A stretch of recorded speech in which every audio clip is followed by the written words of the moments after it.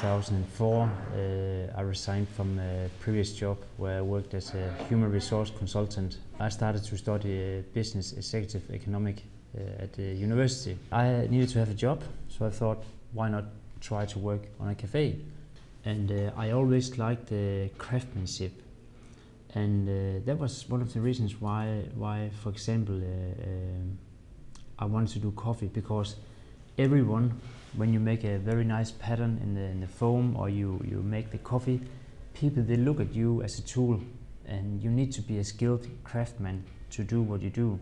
2004, I put myself a goal, and that was that I wanted to be one of the best baristas in the world within 3 years, and I became that in 2007.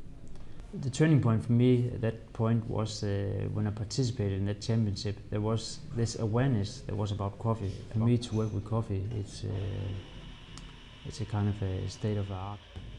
I'm a coffee maker, and I was the first barista in the world who roasted my own coffee. For me, coffee is it's a very communicative and social thing.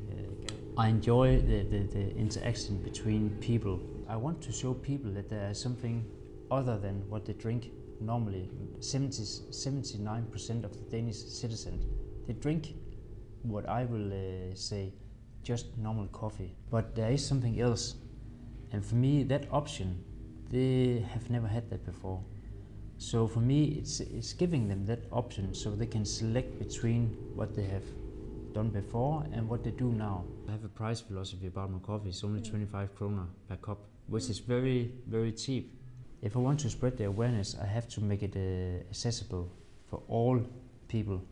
If I really want to earn big money, it's just to move to Copenhagen.